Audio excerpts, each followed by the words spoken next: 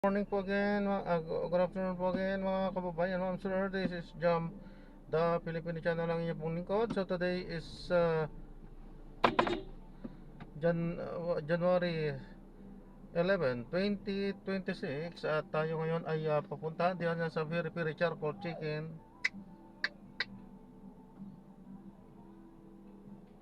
And Sus Bar, MCU sa corner ng Sirano Avenue, Barangay 83, Morning Brace, Caloocan. At dadalhin po natin yan sa may Jasmine Street, Longos, Malabon. Okay, magbabalik po tayo mamaya unti po pag nakuha na po natin sila. Disclaimer lamang po, ang content po natin ay kalsada at hindi ang passenger. Kaya naman sakali man po na may marinig kayo, mga pangalan ng lugar, pangalan ng tao, pangalan ng organizations, government o private man yan, ay wala pong kinalaman ng channel nito. At wala pong pinapatungkulan. Lahat po ng pinag-uusapan dito ay pawang dito lamang po yan sa loob. At wala pong pinapatungkulan sa labas. Okay po, magbabalik po tayo mamaya konti pag nakuha na po natin sila. Alam niya talaga mga tao dito. Ay, Diyos ko.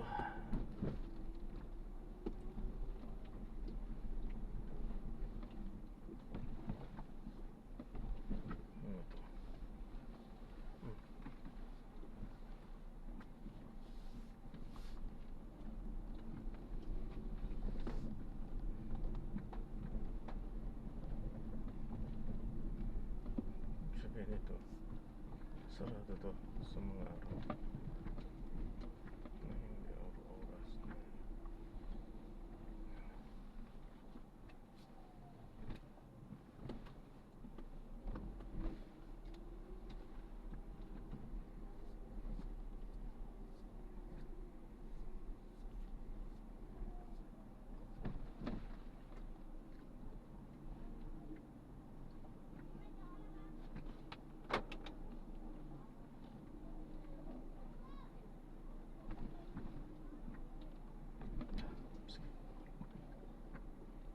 Sige, pakulong ko na lang kaya.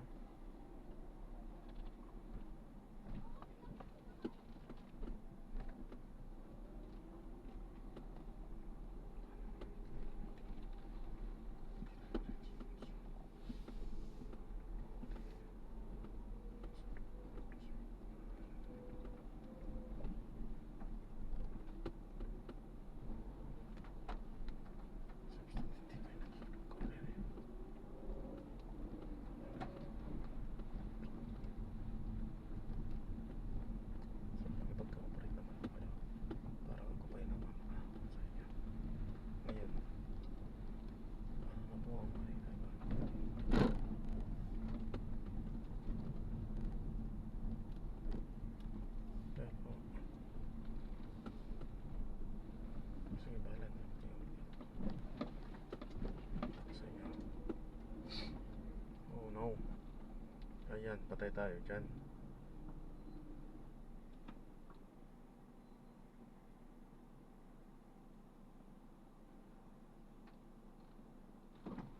Patay tayo dyan.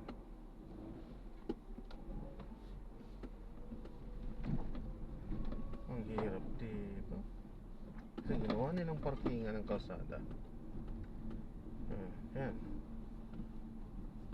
Pagka may nagsabay, wala na, atras ang isa.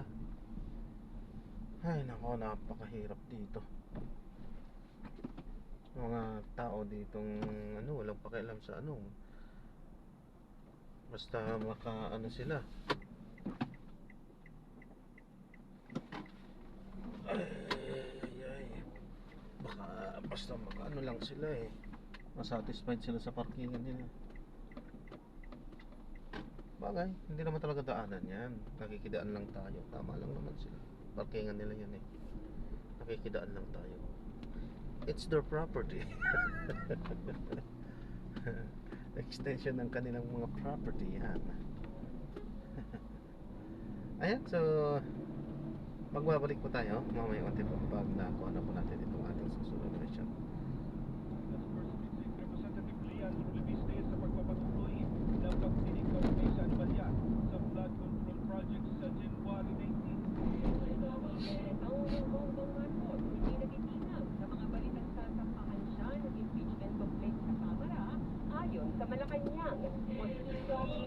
magsasampa ng impeachment complaint laban sa Pangulo. May basihan ayon kay ACT Party List Representative Antonio Tinio.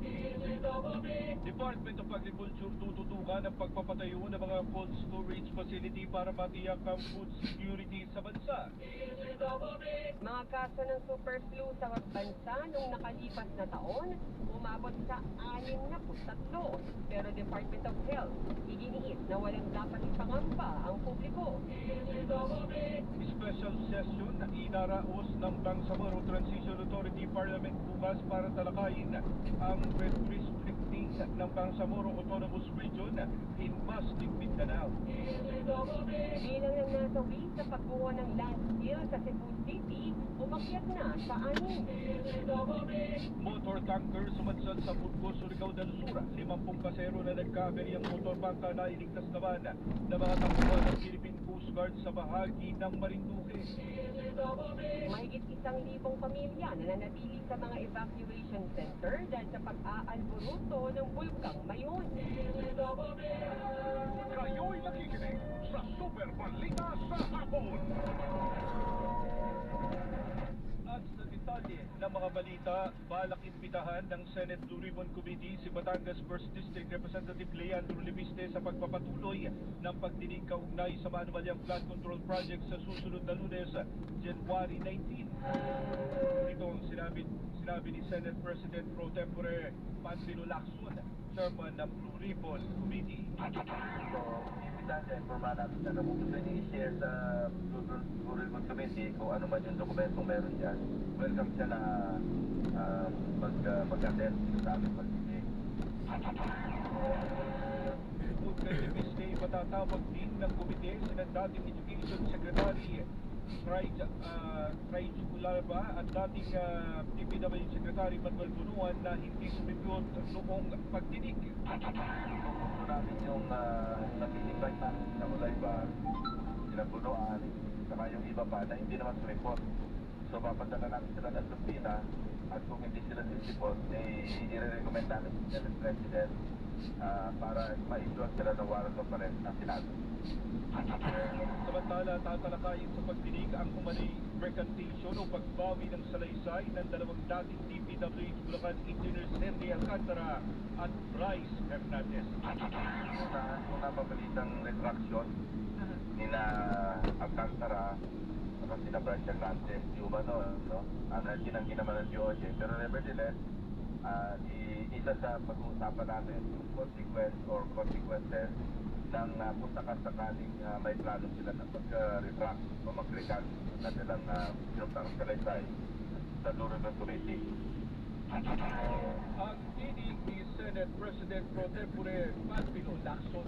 Pinanatan ni Senate President Pro Tempore Panfilo Lacson, Senadora Amy Marcos, at sinabihan na tila nais na maging miyaw-miyaw ng Senado. Kasunod na rin ito ng mga paratang ng Senadora na may pork barrel pa rin sa pambansang pondo ngayong taon at pinagbawalan ang mga senador na ungkatin sa mga pagdinig ang pagdadawit kay Congressman Martin Romualdez sa maanomalya ng mga flood control project. Iit ni Lacson, napaka-irresponsable ng ginagawa ng senadora dahil wala namang batayan at pawang kasinungalingan ang mga sinabi niya. Kung ano na sinasabi niya parang gusto niya maging counterpart. Ayaw namin magkaroon ng miyaw-miyaw sa Senate pero parang mayroong gusto mag-apply. So ano sinasabi mo walang kawawaan alam mo, ako meron akong nasabi ko na ito na the best response to nonsense is silence. Pero pagka nangiinsulto na, hindi mo na rin pwedeng i-disregard. Insulto niyo yung Blue Ribbon. Gemma po. Yes po, good afternoon po, ma'am. Na committee na member din naman siya doon. Ayon kay Lacson, kahasang tinutuligsa ng senadora ang nilagdaan na pambansang pondo ngayong taon dahil sa umano'y meron pa rin na pork barrel. Pero wala naman siyang binanggit sa bicameral conference committee. Batay sa Cabral Fine, meron din umanong allocable fund ang senadora sa pambansang budget ngayong taon na nasa 2.5 bilyong piso. Nag-iingay na nakasa na may criticize niyan yung budget ng 2026, yung napirmahan na sabi niya, may tagtad ng pork, may stealing, may tinagtad, pero pork pa rin. Kung ganyan ang definition niya ng pork, eh siya nga yung merong pork eh. So wala sa moral ascendancy para i-criticize. Una-una, member siya ng BICAP. Bakit hindi siya nag-raise ng issue nung nasa BICAP siya? Uy, tagtad ng pork. So wala naman tayo narinig sa kanya. Hindi rin matanggap ni Lacson ang batikos ng senadora sa pinamumunuan niya na Blue Ribbon Committee na miyembro rin ng senadora. Bakit hindi siya mag-attend at tanongin niya kung meron siyang ebidensya laban kung kanino man, ilabas niya at i-appreciate namin yon. Bibigyan na, kung gusto niya, dadagdagan ko yung kanyang 10 minutes kung masyadong marami siyang ebidensya ng hawak. Pero huwag niya siraan yung committee na pinamumunuan ko at pinabibilangan ng halos lahat ng members ng Senado. Unfair sa amin yon. Ang tinig ni Senate President Pro Tempore Panfilo Lacson, sinusubukan ng Super Radio DCCC na kunin ang panig ni Senadora Amy Marcos kaugnay ng mga sinabi ni Senador Lacson. Super Balita sa Hapon! Tututukan ng Department of Agriculture ang pagpapatayo ng mga cold storage facility para matiyak ang seguridad sa pagkain sa bansa. Ayon kay Agriculture Secretary Francisco Chu Laurel, may ipatatayong mga mega cold storage facility sa Camarines Sur at Taguig City na maaaring pag-imbakan ng sapat na produktong pang-agrikultura. Kasabay nito sinabi ng kalihim ang pagpapatayo ng mga food hub sa Clark sa Pampanga, Manolo Corti at PD sa Camarines Sur. Una nang ibinahayag ng ilang kooperatiba ng mga magsasaka ang kakulangan ng mga cold storage facility ang dahilan ng pagtaas ng presyo ng mga produktong pang-agrikultura. Pinagpapaliwanag ng Department of Agriculture at ng Department of Trade and Industry o DTI ang 5 nagtitinda ng sibuyas at karneng baboy sa Marikina Public Market dahil sa mataas na presyo ng kanilang paninda.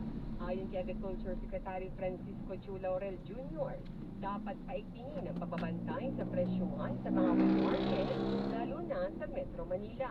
Matatandaan na nag-inspeksyon ng mga otoridad para matiyakan na susunod ang tamang presyo ng mga pangunahing bilihin.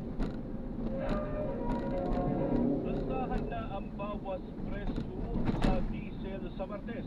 Batay yan sa pantayan ng isang kumpanya ng langis, posible namang walang maging paggalaw sa presyo ng gasolina. Una lang sinabi ng Department of Energy na maaaring mabawasan ng 50 sentimo kada litro ang presyo ng diesel. Posible naman ang rollback na 40 sentimo kada litro sa gasolina. Habang nasa 25 sentimo naman sa kerosene. Super Balita sa Hapon!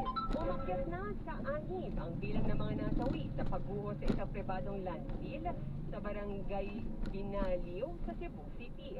Ayon sa Bureau of Fire Protection Cebu City, 31 individual pa ang patuloy na hinahanap habang nagpapagaling pa rin sa ospital ang 12 iba pa. Nagpapatuloy naman ng search, rescue and retrieval operations sa lugar kung saan naganap ang insidente.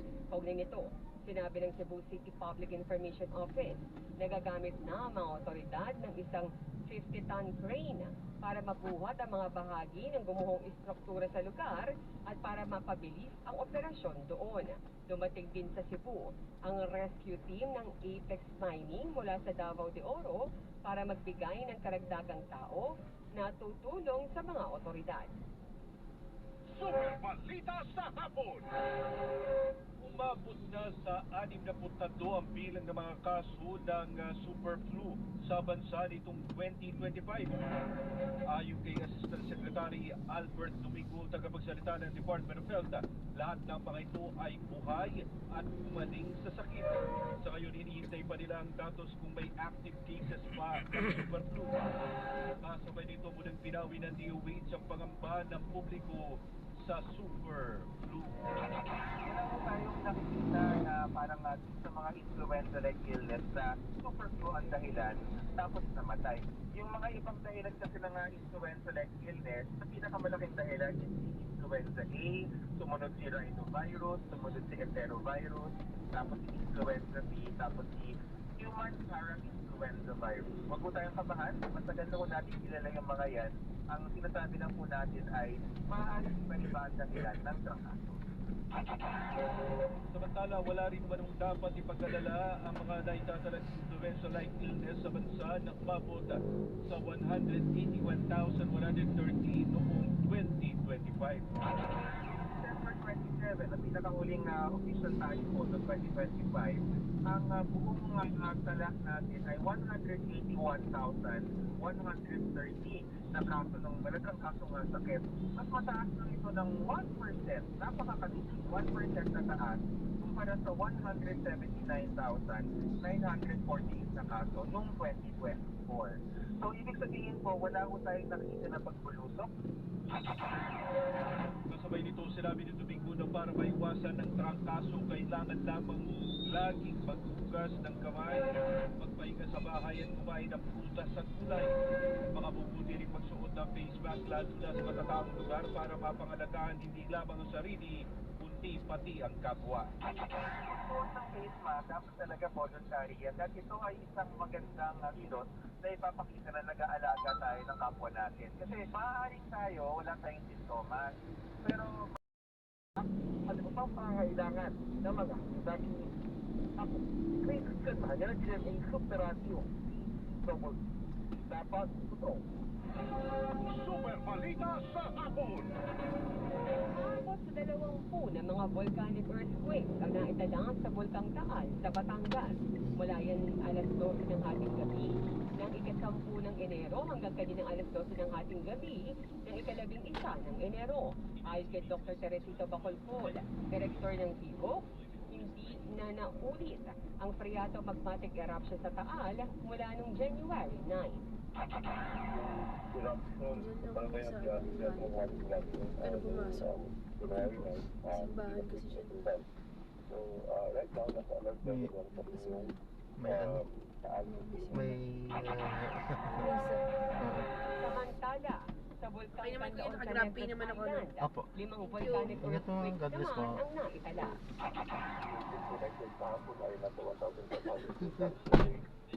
Ayan, so na-drop na natin sila. So maraming salamat po sa panonood. Hanggang sa muli po, ingat at God bless.